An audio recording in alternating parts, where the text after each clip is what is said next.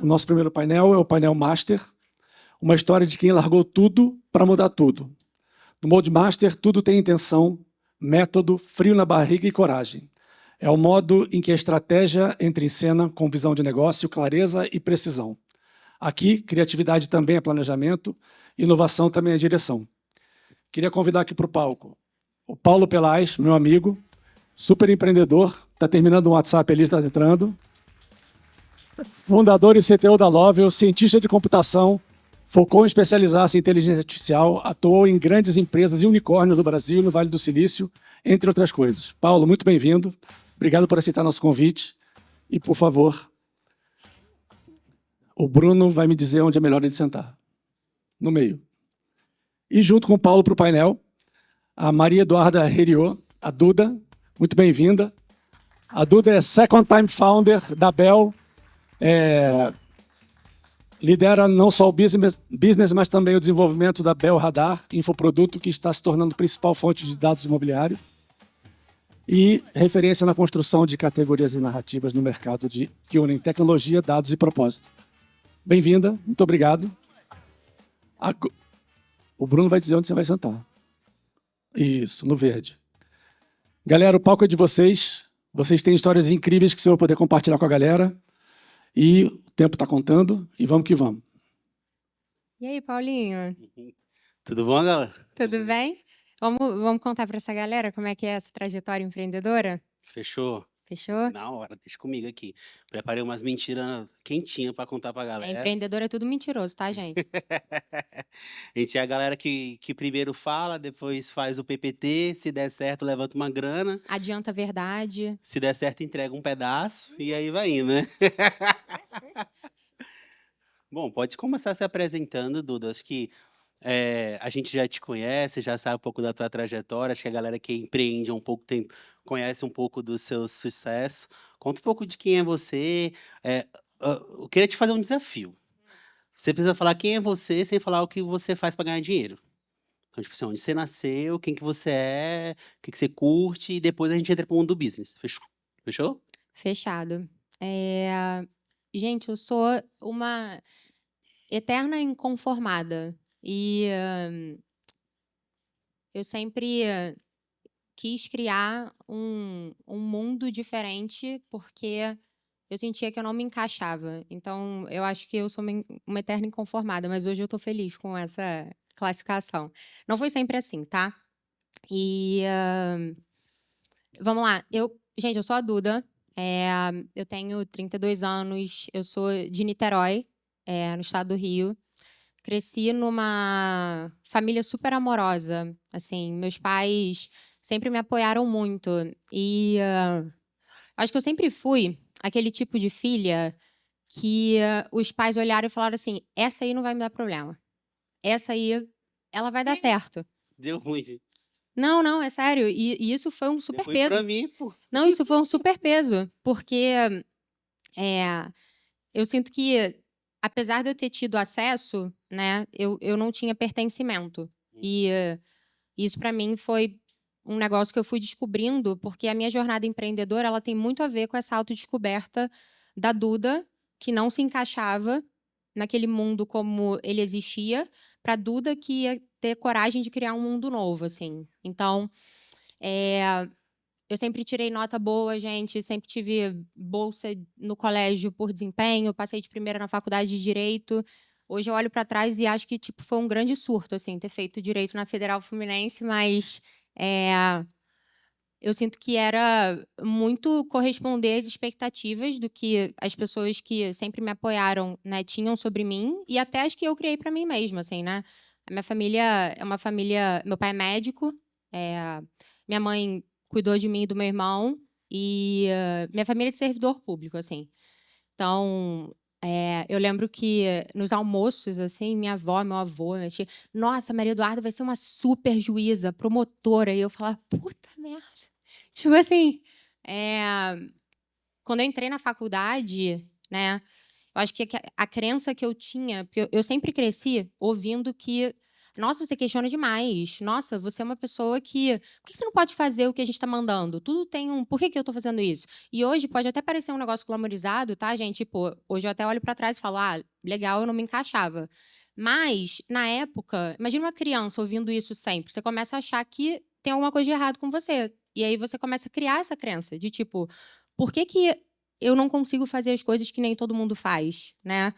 E aí eu acho que, quando eu entrei na faculdade, essa síndrome de não pertencer, ela foi ficando mais aguda, porque eu olhava para o lado e as pessoas estavam adorando estudar, tipo, direito constitucional, direito penal, as 450 milhões de possibilidades de direito, e eu falei que eu não sei o que eu... Tipo assim, Deus me livre. Então, eu comecei a estagiar super cedo. Você também tem essa história, né, de arrumar um jeito de estagiar muito cedo, antes de todo mundo conseguir, porque eu queria botar a mão na massa e falar, tá, se eu tiver que errar, eu vou testar rápido.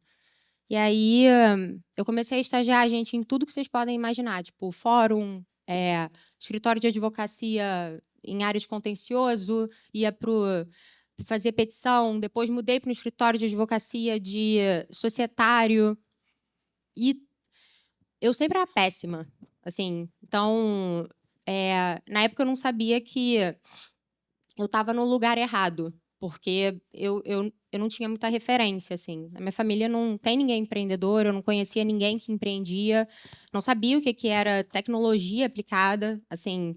Fui saber isso quando eu formei na faculdade. E aí, eu formei depois de 5 anos, depois de ter trabalhado num... Minha última experiência, tipo, dentro da faculdade, e antes de começar a empreender, foi num fundo de Private Equity Venture Capital, de educação. E o meu deal lá era o seguinte, ó, você pode fazer relações com investidores, contanto que você faça o jurídico interno. E aí eu gostei muito de fazer relações com investidores. Tipo, eu adorava falar com as pessoas, resolver problema, mas eu sempre deixava passar uma linha pequenininha do contrato, assim. E aí eu lembro que eu não fui efetivada lá, então eu terminei a faculdade, tipo, sem emprego, sem saber o que eu ia fazer da vida. E eu acho que meus pais devem ter pensado, caraca, a gente achou que ela, tipo, o que aconteceu, né? E aí, para piorar, eu decidi começar a empreender com 2 amigos, né? Que foi a minha primeira jornada empreendedora. Então, eu não sabia nada de nada, gente. Eu, cara, fiz uma faculdade pública de direito. Então, lá você formava bons servidores públicos, você formava, no máximo, um bom profissional de um escritório de advocacia tradicional. E eu comecei a empreender com 2 amigos, um de 19 anos, outro de 20. Eu tinha 24. E aí eu lembro que os meus pais olharam e falaram, cara, fudeu. Assim, desculpa, gente, meu francês. Falar, caraca, teve uma conversa séria lá, assim, cara, o que aconteceu? Tem algum problema com ela, assim? Não, deu errado. E foi uma jornada de... A gente construiu a Ligout, tá? Que foi a minha primeira empresa. A gente... Na época que real estate ainda não estava hypado, porque não tinha loft quinto andar levantando uma rodada tipo gigantesca de dinheiro, a gente estava querendo construir, dar mais transparência para o mercado em termos de documentação. E na época eu lembro que o pessoal falava, cara, isso é uma maluquice, assim, ninguém vai botar dinheiro nisso. E de fato ninguém botou. A gente construiu a empresa no Bootstrap e foi uma jornada de quase 4 anos, assim, saindo de 3 pessoas, nós 3, para uma empresa de 30 pessoas, que a maioria eram estagiários, porque a gente sempre foi muito bom de contratar estagiários ótimos, porque a gente não tinha dinheiro para pagar, pessoas mais seniors. E eram pessoas muito compradas com a cultura. E a gente transformou a Ligout numa empresa lucrativa, que em 2021 foi adquirida pelo Quinto Andar. E aí eu acho que essa aquisição, ela foi uma aquisição muito importante para validar que, putz, beleza, faz sentido o que vocês estão acreditando, assim, o que vocês estão fazendo. Mas depois tem o day after, né, do M&A, gente. Que, assim, uma vez eu ouvi que M&A é um negócio muito legal. O problema é que as pessoas não alinham expectativa direito. E aí eu achei que a gente estava sendo adquirido para empreender, só que dessa vez sem passar perrengue, assim, sabe? Dentro de uma empresona. E a realidade foi um pouco diferente, porque era uma empresa estruturada já, com regras. Pô, você está falando de economia real já. O Quinto Andar tinha 4.000 pessoas. Eu estava saindo de uma empresa de 30 para uma empresa de 4.000. Não sabia trabalhar ali. Então, eu voltei para o mesmo lugar de não pertencimento, sabe? E eu consegui ser a primeira pessoa de M&A demitida do Quinto Andar. Para vocês verem o quão unemployable eu sou. E isso mexeu muito com, mais uma vez, a minha crença de que, putz, eu não pertenço, tem alguma coisa errada aqui. E aí depois eu comecei a entender que, na verdade, empreender não era uma fase, mas era uma linguagem para mim, de conseguir me expressar as coisas que eram importantes para mim, porque tinham incômodos internos que precisavam ir para fora de alguma maneira. E foi assim que eu comecei a empreender de novo, né, na Bell. A gente está construindo a infraestrutura de dados imobiliários aberta e acessível para todo mundo, porque me incomoda muito essa falta de clareza, falta de confiança, essa opacidade, tanto nas relações pessoais. Eu não gosto de conversar com vocês e não saber, tipo, sentir que tem alguma coisa estranha, vocês têm alguma informação que eu não tenho, e fica um negócio meio nebuloso. Mas quando um lado tem informação e o outro não tem, quem tem informação tem vantagem, né?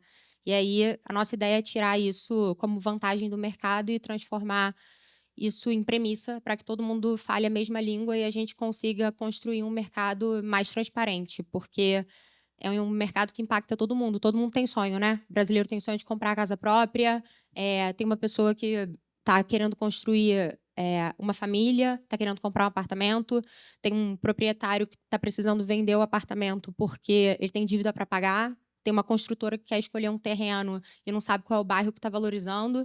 E isso, para mim, é muito absurdo, assim, que em 2025 a gente ainda toma decisões tão importantes na nossa vida, financeiramente falando, sem ter acesso a todas as informações que a gente precisa. Então, eu acho que esse é meu objetivo, assim, construir o mundo que eu acredito. Perdeu uns 10 chopp, né? Que não podia falar com quem ganhava dinheiro. Tá me devendo. Não, mas eu falei na primeira frase só. Ah, isso é o resumo. Não. A primeira frase de quem você é, uma inconformada. Aí depois eu contei. Entendi. Foi só para resumir um detalhe. Gente, uma salva de palmas para a história da Duda. Você vê, viu? Isso aqui foi um resumo. Ainda tem muito papo para a gente conversar aqui.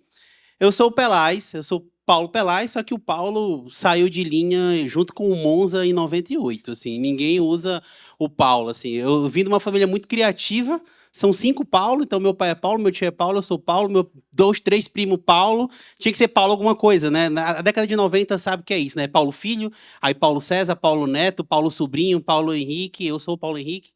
E aí acabou que foi caindo a linhagem junto com o Monza e sobrou só o Pelaz, que era o último. Coisa de moleque da escola, né? Pô, Pelaz parece com pelado, aí chamava de despido, aí pronto, foi indo para essa linha aí, acabou que eu virei o Pelaz e até hoje nunca consegui me livrar desse codinome. Mas eu sou uma pessoa que nasci no norte do Brasil, então nasci no Ceará, no Nordeste, só que me criei a vida inteira em Belém do Pará, no Norte. Então, tipo, cara, eu vivia 8 meses em Belém, que era onde eu residia, e 4 meses no interior do Ceará, que é onde minha mãe nasceu, que é a região de Tarema, Jericoacoara, esse lugar ali. Então, basicamente, eu sou a mistura da Joelma com o Safadão. Então, nasceu isso aqui. E aí, agora eu estou aqui em São Paulo tentando a vida, um pouquinho melhor que os meus bisavôs, que vieram no pau de arara para construir Brasília, e eu estou aqui para querer montar startup, né? Então, desde muito cedo, contando um pouquinho da história também, eu venho de uma família, tipo, cara, assim, não é humilde, né? Que a minha família é pobre, mas não é humilde. A minha família é amostrada. Qualquer coisa que eu faça, ele sai postando em tudo no meio das redes sociais. Então. Mas eu vim da família pobre mesmo. Esse negócio de confundir pobre com humildade é difícil, né? Eu conheço muito rico que é humilde e com muito pobre que é arrogante. A minha família é um. Eu não posso ganhar um prêmio ali que ele sai faltando. A tia Valquíria, que nunca acreditou em mim. Ó, tia Valquíria, eu sei que tá vendo em mim, você disse que não ia dar pra nada. Onde eu tô aqui, ó? Cubo, Faria Lima, deu certo. É aqui que tá filmando, né? Foi mal. Ó, tia Valquíria, um abraço. Manda pra tia Valquíria aí, que eu mandei esse negócio Sebrae Play aqui pra família. Então, cara, das duas, eu nunca mais faço nada nesse Cubo Itaú, que os donos da empresa estão aqui, né? Ou vai dar muito certo, é a minha chance aqui de ir para a glória ou para o cancelamento. Mas o que acontece? Eu nasci em Belém, fui criado ali, inclusive está tendo a COP30 lá agora, se juntaram lá para ver como é que vai reduzir o clima do planeta. Estão lá conversando lá. Mas que sai alguma coisa. Então, criado naquela região ali, eu comecei a trabalhar muito cedo. Basicamente, eu tinha que ajudar nas economias de casa. Eu também era um moleque muito virado, muito para frente, digamos assim. Então, comecei ali empreendendo, carregando açaí. Para hoje vocês botarem leite, granola e jujuba no açaí. Vocês estão desvalorizando meu trabalho que eu plantei a vida inteira. E aí eu carregava açaí nos portos ali da região, depois fui vender água, depois panfletei, fiz esse rolê não porque eu com 8 anos de idade panfletando, vendendo água ali, não era uma exclusividade minha, mas todo mundo fazia isso. Então, tipo assim, não é que era eu, diferentão, não, geral fazia, era a brincadeira da galera, era fazer isso aí. Então, eu descobri que era empreendedor, tinha um cara que fazia jogo do bicho e vendia água, e eu panfletava no sinal. Aí eu falei, irmão, quanto é a água? Ele falou assim, cara, 25 centavos. Eu falei, pois beleza. Se eu vender pro cara ali no carro a R$1, funciona para ti? Ele falou, se tu me der meu 25, eu, beleza. Daí eu pegava a água de 25, atravessava pro cara na janela R$1 e pegava o que hoje a Faria Lima chama de take rate, né? Na época, então eu já fazia o take rate ali, eu botava meu markup, e aí conseguia fazer a venda da minha água ali. No final do dia, o cara chegou para mim e falou assim, irmão, não tá funcionando isso aí. Ele falou, por quê? Ele falou, velho, eu compro água, compro gelo, compro isopor, tu ganha 75 centavos, eu ganho 25, ainda tem para pagar água. Eu falei, irmão, você quer abrir um CNPJ? É uma sociedade, porque assim, eu tô te comprando água. Você vendia 10 águas, agora você tá vendendo 100, eu tô vendendo a água ali. Então beleza, vamos continuar assim. Eu falei, pois vamos fazer o seguinte, eu vou te dar 50, eu vou ficar com 50. Era bom, cara, era um sócio que eu gostava de retribuir ali. Nessa mesma esquina, minha vida, eu fui trabalhando ali até os 13 anos de idade. Nessa mesma esquina, a minha vida começou a mudar porque a gente era... Eu tinha multi-business. O meu business era panfletar e vender água e o segundo, o terceiro, era reparar os carros que ficavam na esquina. Que a gente já tá ocioso ali, né? Repara o carro. Hoje em dia eu contrato um dev e diz que só é front-end, aí não faz o back. Então, eu fico puto com essas coisas. Se tiver dev aí, depois a gente conversa. Então, eu fazia o panfleto, vendia água e ainda reparava os carros. E um desses carros que eu reparava era de uma gerente de uma loja. Não sei se pode falar o nome da loja aqui, mas aquela loja, quando tu entra, o cara fala, oi, tudo bem, boa noite, você já tem seu cartão C&A? Saiu. Você já tem seu cartão C&A, sai na hora, se 90 dias pagar, se a bandeira abaixo da vida, você pode fazer empréstimo, até 6 vídeos pagar, você paga na lotérica, sai, por aí vai. Então eu tinha esse pitch, eu treinei meu pitch, e aí eu fazia esse pitch, eu falava pra ela, olha, consegue um estágio aí pra mim, meu amigo, sol quente tá porra, chuva, de manhã vendendo água, de tarde guarda-chuva. Ela, olha, com 13 anos dá certo. Pronto, com 13 anos eu perturbei tanto essa mulher, que eu acho que ela queria se livrar de mim, botou eu pra vender lá. E aí eu trabalhava, foi meu primeiro trabalho, comecei tirando a roupa do provador, por favor, só leve provador, aquilo que realmente você quiser, pô, bater foto, postar no story e a gente carrega depois. Então eu ia para lá, pegava as roupas do provador e no caminho que eu devolvia a roupa para o provador, eu tinha que abordar vocês para fazer o cartão. Então era assim que a gente ganhava o pão de cada dia. Depois fui trabalhando, comecei a trabalhar com Lan House na época, né? Então eu trabalhava de manhã na C&A, de tarde com Lan House, aquela parada de bate-papo da UOL, bota R$1 na máquina 5, mouse com bolinha, passa acetona, a galera não sabe o que é isso, né? Tinha um anjo da meia-noite, certeza que o anjo da meia-noite tá aqui, sempre tinha um anjo da meia-noite no bate-papo da UOL, né? Cara carente, por aí. Eu era o tiozinho que consertava as coisas lá. Então, nessa época que eu comecei a trabalhar com tecnologia, eu botava a hora na máquina da galera, tirava a segunda via de papel de luz, que a Lan House naquela época fazia tudo, né? Você resolvia a sua vida ali. E aí, no meio disso, aparecia uma tia que dizia, olha, é aniversário do meu filho, bota a cara dele na orelha do Mickey, e eu ainda tinha que botar a cara do moleque na orelha do Mickey. Hoje em dia, de novo, a gente contrata dev e o cara fala que só faz o front. Então, assim, é triste a realidade.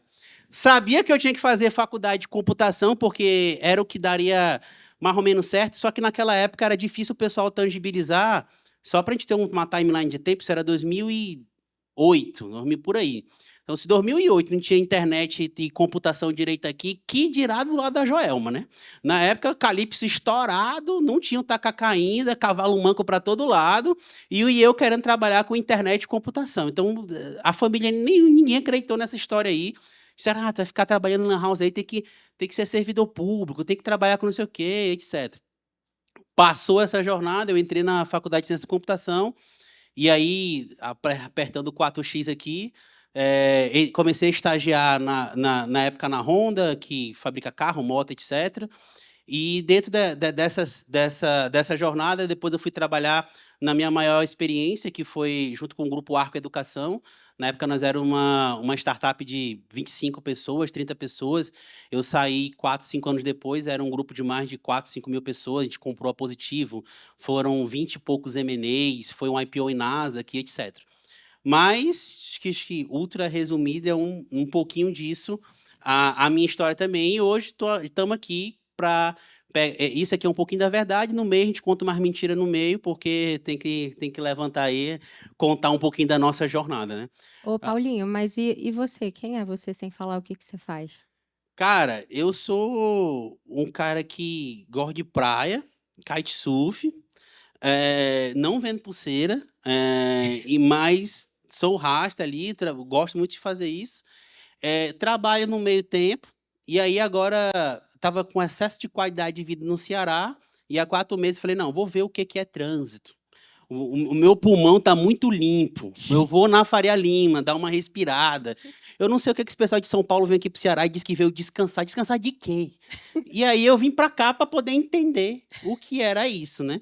E aí agora, eu acho que eu já entendi. Em dezembro eu devo estar voltando já. Acho que acho que já adicionou o contexto demais. Eu acho que já é o suficiente. Já deu para mim já. Mas sou filho da Francisca, sou filho do Paulo. Minha mãe, até eu começar a empreender, ela era diarista. Meu sonho era tirar ela da função de diarista. Meu pai era motoboy. Meu sonho era também dar uma condição melhor para ele. E graças a Deus eu consegui, né? Meu pai agora é Uber Black. Tem que moleque. respeitar. E minha mãe agora trabalha comigo, ela é meu financeiro. Então, tipo, pelo menos meu financeiro ali tá seguro. Eu sou essa pessoa feliz, alegre, risonha. Eu não consigo, apesar de estar aqui em São Paulo e já querer comprar um patinete e um coletinho da Michelin, eu ainda não consegui ser o cara business. Eu sou esse cara e faço relacionamento e, graças a Deus, as pessoas têm um pouquinho de empatia. Acho que eu sou meu tiro-lipa, aí traz para perto e aí eu venho conseguindo emitir umas notas fiscais por aqui. Ô, Paulinho, a gente... E aí, queria que você falasse um pouco também, porque, né, apesar da gente ter histórias diferentes, acho que a gente se encontra ali no meio do caminho, isso de querer fazer diferente, né? Hoje, o painel é uma história de quem largou tudo para mudar tudo, né? O que você sente, assim, que você largou? Tipo... Então, isso aí eu até achei legal, né? Uma história de quem largou tudo. Eu não tinha nada. Então, assim, foi fácil para mim, né? É porque a gente da comunidade é assim, a gente passa o ano inteiro dizendo que não tem nada, aí quando dá uma chuva a gente diz que perdeu tudo, né? Vocês já viram isso? Dá uma chuva a gente fala, não tem mais nada. Então, a gente tem esse papo, né? Então, para mim, eu acho que, cara, eu ter começado a vida do menos 46 e eu consegui jogar o meu filho, pelo menos na etapa 2 de uma vida de 0 a 100, cara, eu saí do menos 46 ali. Pô, eu tinha que trabalhar muito novo, saía correndo da escola para ajudar em casa. A gente, pô, almoçava e jantava até o dia 15, de 15 para lá era sopa e por aí vai. Então, tipo assim, cara, é uma outra realidade, né, que a gente vivia. Ao mesmo tempo que o meu pai recentemente falou assim, filho, tu fez 30 anos, eu fiz 30 anos. Ele falou, só de tu não ter um nome sujo e não ter sido preso, pô, eu tô muito orgulhoso da tua trajetória. E eu falei assim, pô, então, ou seja, o que isso traz um pouco, né? Eu consegui, de novo, tirar o Uber Black para ele com o meu nome, cara. Tipo, nunca tinha conseguido, nem que imaginar que meu nome ia passar alguma coisa, não passava uma pop. Agora passa alguma coisa, né? Passava uma bis. Eu tentei tirar uma bis uma vez com 3 nomes, juntando 3 nomes, não deu. Então, pra gente, essa é a parte boa de, tipo, não ter que provar nada para ninguém. Hoje eu estava recente na Califórnia, na formação do Google Founders, que foi a minha startup que foi investida pelo Google for Startups, etc., no fundo de Black Founders. E aí eu conheci uma galera lá e eu percebia que a galera tinha um pouco de Pô, o meu pai tem que ver que o que eu estou fazendo é grande o suficiente. A minha família tem que entender que eu construí um negócio gigantesco. Ah, o meu tio, porque o meu primo foi estudar em Harvard, não sei o quê, e eu tenho que fazer uma coisa maior. E, tipo, eu achava que isso trazia um peso gigante. Eu falava, irmão, velho, tipo, eu quero empreender só para tirar minha mãe de ser diarista, assim, tipo, se eu conseguir fazer isso, zerei o game. O que vier acima disso aí tá dando lucro. Então, eu acho que a parte boa de começar do menos 46 é que, cara, qualquer coisinha que a gente vá conquistando, que é muita coisa pra gente, a gente não tem esse peso, esse fardo gigante. Tipo, cara, se eu fosse um cara CLT que ganhasse mais do que um salário mínimo, eu já estava bem sucedido para minha família. Ponto. Então, e aí essa é uma dúvida, porque às vezes agora tá um pouco menos glamorizado, né? Porque passou a fase de 2020 e 2021, agora tá ruim você falar que você é founder, mas 2020 e 2021 era maneiro, né? Tinha aquele glamour. Mas empreender, né? Às vezes as pessoas têm a percepção de que, assim, pô, é muito legal você construir um negócio, mudar o mundo, mesmo que seja o seu mundo, né? Mas é difícil pra caceta, assim, requer muito você ter muita confiança assim naquilo que você está fazendo para você continuar perseguindo, né, com todas as dificuldades que você tem. E aí a minha dúvida é, beleza, por que você decidiu não seguir um caminho tradicional e por que você decidiu empreender, né? Topar esse desafio, porque é um risco, bota aí nível 3 de dificuldade. Você sempre enxergou que isso poderia te levar mais longe? Ou foi uma questão de oportunidade? Por que que, assim, a carreira corporate, assim, CLT, para você não era uma opção e empreender foi? Cara, eu lembro muito que na época da Arco, que a gente foi fazer IPO em Nasdaq, que foi muito glamour, foi a primeira startup que fez uma IPO em Nasdaq, etc. Só que quem estava envolvido diretamente no processo, eu estava envolvido no processo de M&A, com grandes M&As que a gente tinha feito, tanto de SAI, de International School, do Grupo Positivo, que a gente comprou por quase 2 bi.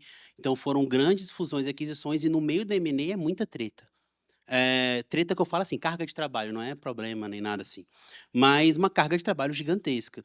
E em algum momento eu olhei aquele back-office todo e eu falei assim, cara, quem é o cara mais foda aqui? Aí eu olhei uns gerentes, uns diretores, etc. Eu falei, velho, se eu for um cara muito bom no CLT, daqui a 10 anos eu vou ser esse cara. Aí eu falei, velho, eu não quero isso aí pra mim, não, irmão. Assim, e foi nessa hora que deu um estalo gigantesco. Eu falei, cara, eu sempre. Como eu comecei a trabalhar na rua, etc., e mesmo trabalhando para os outros, eu sempre vendia alguma coisa. Tipo, eu sempre vendia uma camisa, vendia um boné, fazia um corre, pegava um percentual dali, vendia parafina de prancha, vendia parada. Mesmo trabalhando, no sábado e domingo eu tinha que vender alguma coisa. Então, eu já tinha essa semente no coração, e aí eu me preparei para fazer isso. A parte difícil da história é que tanto meu pai como minha mãe, eles eram dependentes financeiramente, com óbvio, na Arco ali, pô, eu já tinha uma condição muito muito boa, já tinha dado uma melhorada ali, etc, de vida, etc. Então, tipo, meu pai e minha mãe dependiam de mim financeiramente, né, então, eu vejo as pessoas às vezes falando assim: "Porra, é difícil eu largar o CLT para empreender", imagina eu largar tendo um pai e uma mãe como dependente financeiro. Recente, eu fui fazer uma palestra e o cara falou assim: "Pô, meu pai não quer aumentar minha mesada, como é?" Eu falei: "Porra, velho, tipo, sério que tu tá reclamando disso, assim? Teu pai não quer aumentar a tua mesada? Tu tem 25 anos, animal." Ah, não tá gravando, né? Foi mal. Então, cara, enfim, então, esse foi o estalo, tipo assim, eu falava assim: "Cara, eu quero mudar a história da minha família, eu quero dar uma condição melhor para minha avó, para minha mãe, para meu pai, e mesmo que eu fosse ser um cara 10 vezes ganhar o que eu ganho no CLT, isso não vai dar." Então acho que foi isso que me levou a empreender, a botar para frente, que eu falava assim: "Cara, isso tem 95% de chance de dar errado, mas os 5% funciona." Eu tinha 99% de dar errado, então eu tô com 4% a mais do que eu achava, então tá tudo certo, bora para frente. Acho que foi isso. E para ti, como é que foi? Como foi esse estalo de empreender? Quer falar, Rodrigo? Não, pode Ah, responder. Depois bom. eu tenho mais perguntas. Depois. Boa. Então, eu acho que, como eu falei, eu acabei empreendendo meio que de paraquedas, assim, na Ligout. Foi muito um lugar de estar perdida ali. E na época que eu decidi construir ali o negócio com o André e com o Edivaldo, que eram meus primeiros sócios, né? Eles falaram assim, aí, Duda, senta aí, olha o que a gente está construindo. Tipo, uma plataforma para analisar matrícula imobiliária.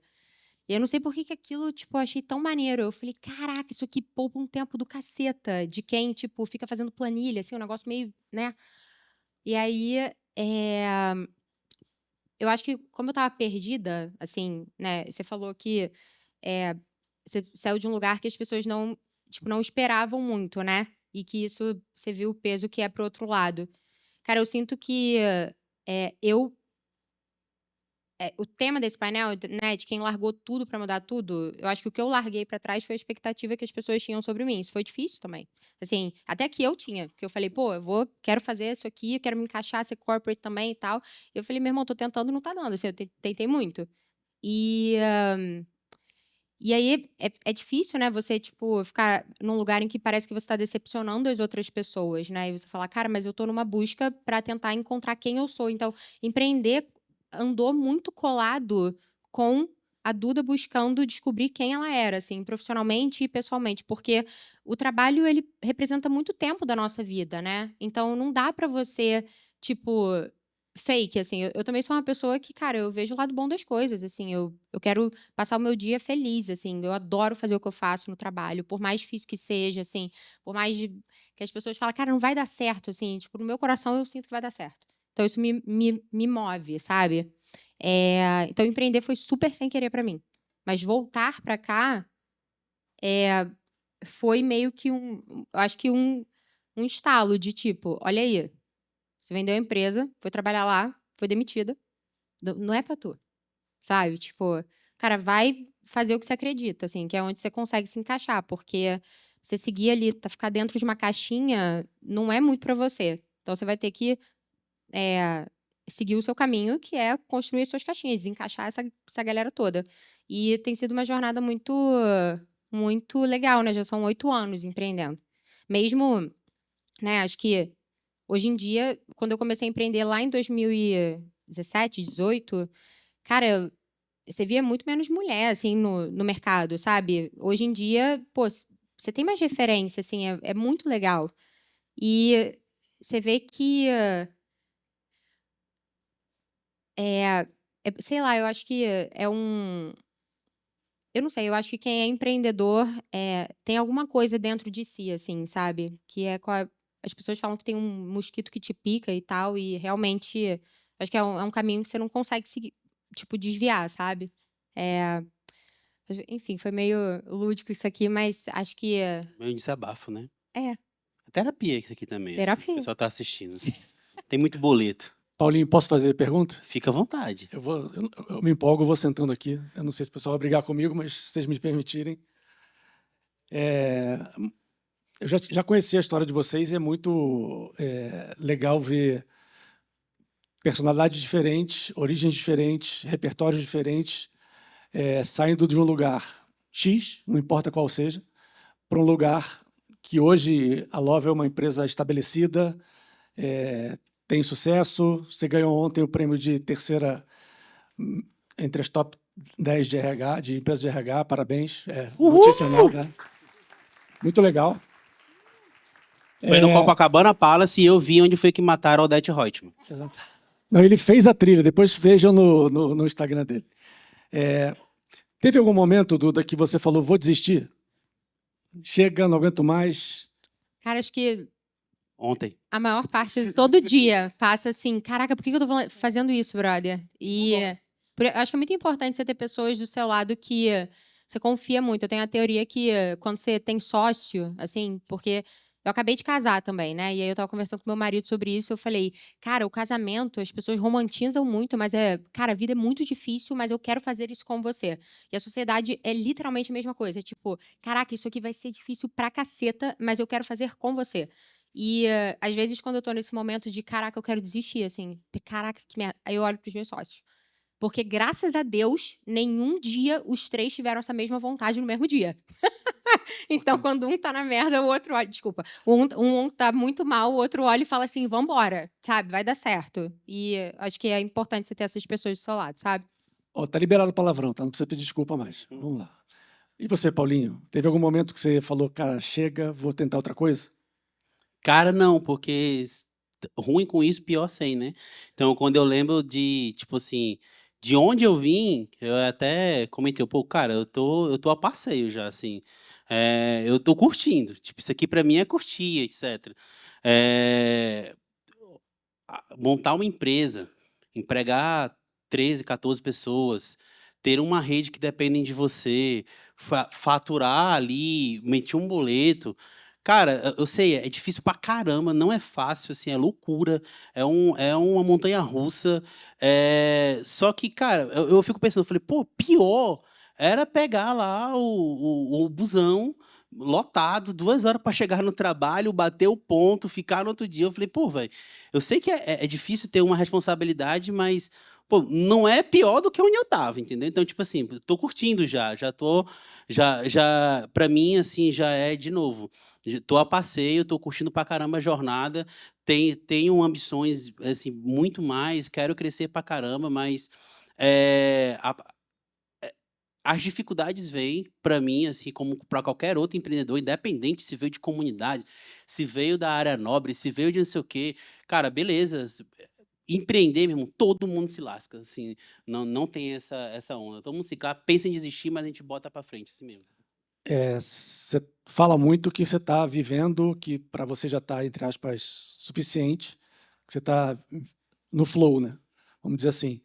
Mas todo mundo tem um propósito. Assim, como é que, de fato, o que é o sucesso para você a partir de agora? Que você tem gente para empregada, tem famílias que dependem de você. O que é o sucesso para a Lovell agora?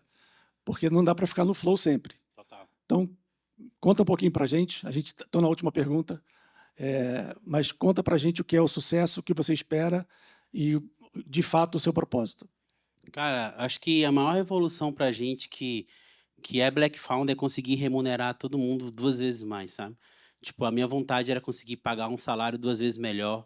Eu consegui, tipo, realizei alguns sonhos. Pô, o carro do meu pai, agora recente, a gente acabou de construir a casa da minha mãe. Pô, eu sei que para todo mundo e muitas jovens nascem com isso entregue, né? Tipo, pai com casa própria, pô, só o fato de eu ter minha mãe com casa própria, tipo, eu cumpri meu propósito de vida, assim, sabe? Eu entrei na casa da minha mãe, assim, agora, recente, tem um mês que entregou a casa dela, e, tipo assim, quando eu pisei, assim, tipo, eu comecei a... Se emociona.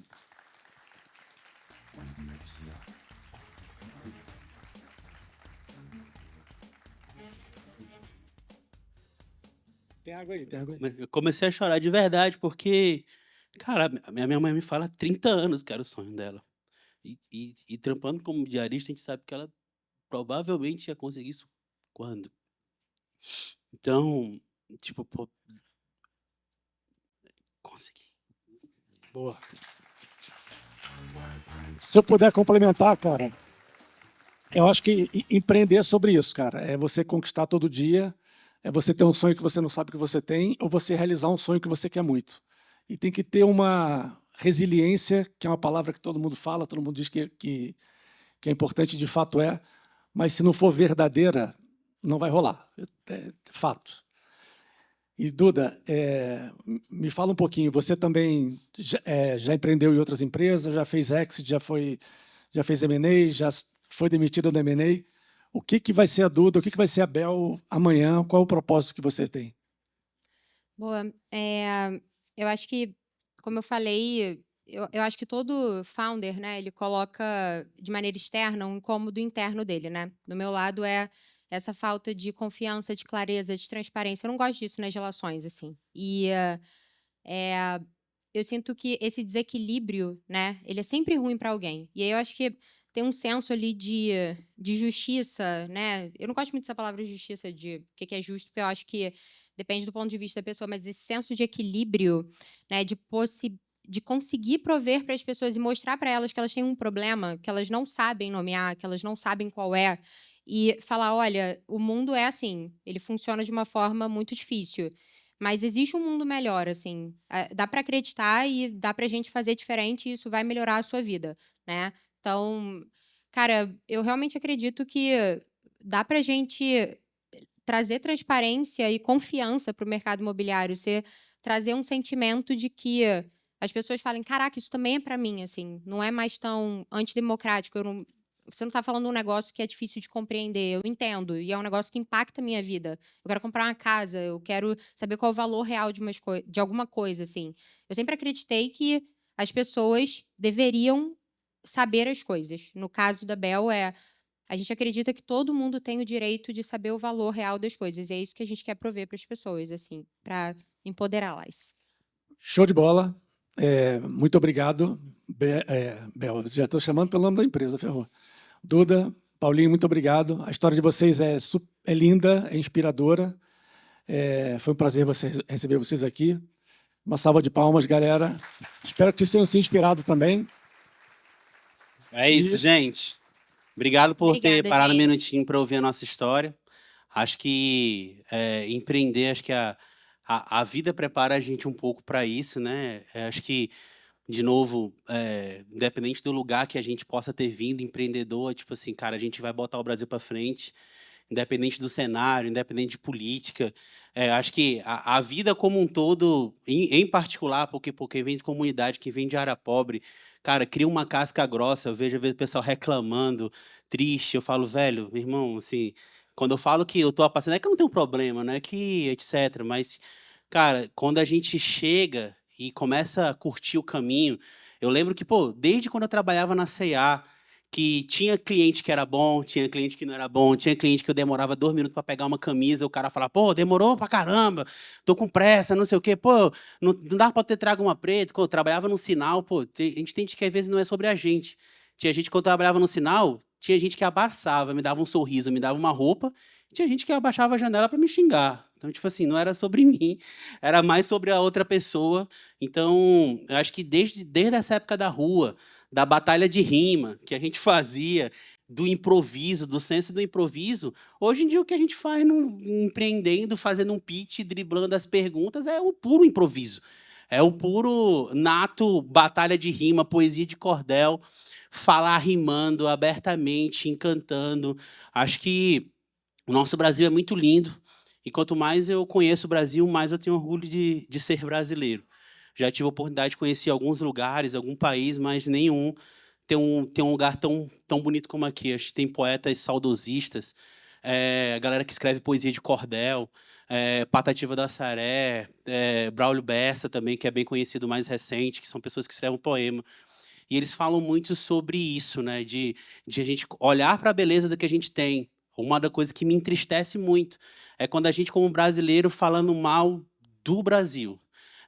A gente é uma potência, a gente é um ouro, a gente, em cima dessa terra aqui, além de ouro, eu vejo o pessoal pagando pau para americano, porque americano levanta a rodada. Cara, a gente faz brotar na seca, irmão. Tipo assim, a gente puxa uma locomotiva dentro desse país que parece que é o governo querendo dar errado, é Brasília querendo fazer o negócio dar errado, e a gente empreendendo, botando negócio para sempre, cara, colocando vagão na costa e puxando na raça, e a gente parar para falar mal do Brasil, pô, eu acredito muito nisso aqui. Eu sei que a força empreendedora, vocês que trabalham no dia a dia, a gente vai botar esse negócio para frente. A gente, de um tempo para cá, vem vivendo ambientes polarizados, cada um escolhendo o seu lado, mas no final do dia, se a gente parar para pensar, a gente está no mesmo lado. E a gente tem uma oportunidade de fazer o que o nosso hino ensinou para a gente, com maestria e grandeza. E eu queria terminar, que vocês terminassem esses versos, essa rima com a gente, que nós somos um povo grande, bonito e vibrante, porque somos gigantes pela própria natureza. Boa.